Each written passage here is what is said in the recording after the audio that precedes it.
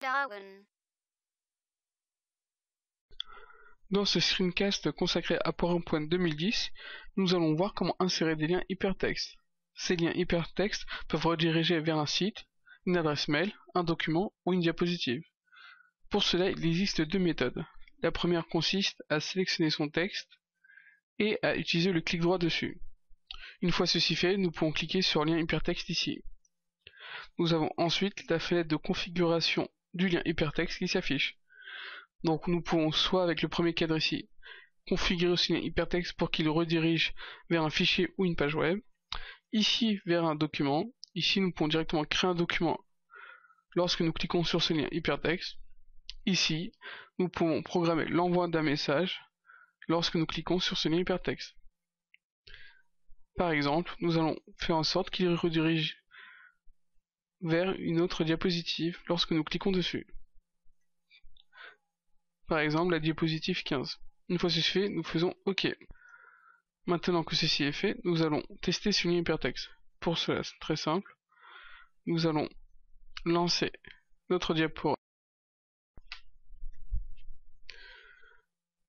Une fois ceci fait, avec la souris, lorsque nous cliquons dessus, nous voyons que nous arrivons donc à bien notre diapositive 15. Revenons sur nos diapositives et retournons à la page où nous étions. Donc voilà, ici nous avons créé un premier lien hypertexte. Maintenant, nous allons en faire un deuxième avec une autre méthode. Donc ici, pareil, vous commencez par sélectionner votre texte, puis vous allez sur Insertion. Une fois dans Insertion, dans le ruban, vous pouvez voir ici une icône lien hypertexte. Une fois ceci fait, vous voyez que nous retrouvons la page de configuration du lien hypertexte. Maintenant, nous allons faire en sorte qu'il redirige vers une page internet. Donc ici, nous tapons Google et nous faisons OK. Ici, nous voyons que nous pouvons également faire en sorte qu'il affiche un texte d'infobulle. Nous allons mettre Google. Une fois ceci fait, nous acceptons.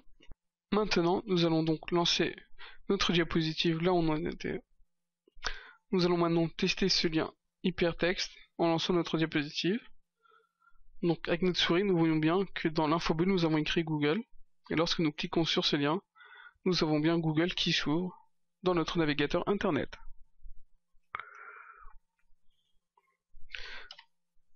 Voilà.